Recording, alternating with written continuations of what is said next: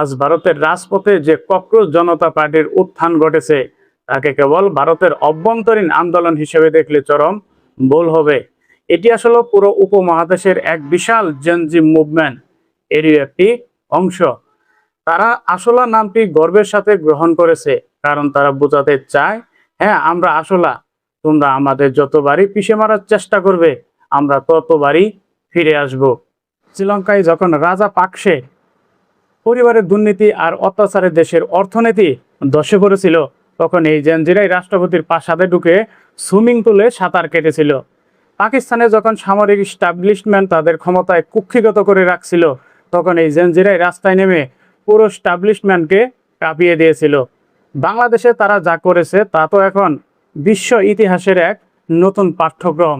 আর এখন ভারতে যেখানে ধর্মের নামে মানুষকে বিভক্ত করে রাখা হয়েছিল, যেখানে এই জেনজিরাই সংবিধান হাতে রাজপথে নেমে এসেছে, তারা গদি মিডিয়াকে বয়কট করেছে, দুর্নীতির বিরুদ্ধে কথা বলছে আর বিভাজনের রাজনীতির মুখে থুতু ছিটিয়ে দিচ্ছে। অনেক হয়েছে সিস্টেমের বড় বড় কথা, অনেক হয়েছে গদি বাঁচানোর খেলা। এখন সময় এসেছে সিস্টেমে গদি ছাড়া করার। আর রাষ্ট্রযন্ত্রের কাছে সবকিছুই আছে, তাদের কাছে পুলিশ আছে, সেনাবাহিনী আছে, মিডিয়া আছে, গোয়েন্দা সংস্থাও আছে। ভারত কিংবা পাকিস্তানের মতো বড় দেশের কাছে পারমাণবিক বোমাও আছে, কিন্তু এই সব কিছু আজ জেনজির সামনে অসহায়। আপনি পারমাণবিক বোমা দিয়ে হয়তো একটি শহরকে ধ্বংস করতে পারবেন, কিন্তু একটি আইডিয়াকে ধ্বংস করবেন কিভাবে? এটি একটি আদর্শকে কিভাবে গুলি করে? জেনজিরা আজ শুধু একটি প্রজন্ম নয়, এটি একটি অদম্য আইডিয়া। তারা এমন একটি নেটওয়ার্ক তৈরি করেছে যা কোনো নির্দিষ্ট নেতার উপর নির্ভর নয়। তাদের কোনো রাজনৈতিক হেডকোয়ার্টার নেই যেখানে আপনি গিয়ে সিলগালা করে আসবেন।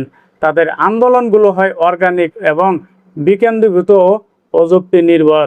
আপনি একজনের ইন্টারনেট কাটবেন, 10জন ভিপিএন দিয়ে প্রক্সি সার্ভার খুলে বসবে। আপনি একজনকে জেলে করবেন, 1000 জন রাজপথে নামবে। হাসিনার পুলিশ সেদিন ওয়্যারলেস ফোনে ঠিকই বলেছিল, যায় না স্যার, যায় না, যায় না স্যার, যায় না।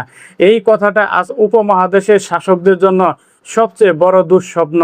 জয় ককরোচ জয়, বিপ্লবের এই নতুন অধ্যায়ে স্বাগতম। আসলে মূলত কথা হচ্ছে, নতুন প্রজন্মকে সম্মান করতে হবে। নতুন প্রজন্মের আইডিয়াগুলোকে যে কোনো দেশের সরকারকে মেনে নিতে হবে। নতুন প্রজন্ম, এক একজন প্রজন্ম অনেক উচ্চশিক্ষিত, আর এখন যে কোনো দেশের সরকার প্রধানরা হচ্ছে বয়স্ক। তাদের মাথা এবং নতুন প্রজন্মর যে মাথাগুলো আছে এগুলো এক নয়। তাই নতুন প্রজন্মকে প্রাধান্য দিয়েই যে কোনো দেশের সরকার তার দেশকে এগিয়ে নিয়ে যেতে হবে। আর সেই সাথে ইনকিলাব জিন্দাবাদ বলেই আজকের এই সংক্ষিপ্ত আপডেটগুলো শেষ করছি। ধন্যবাদ, ভালো থাকবেন সবাই। ইনকিলাব জিন্দাবাদ।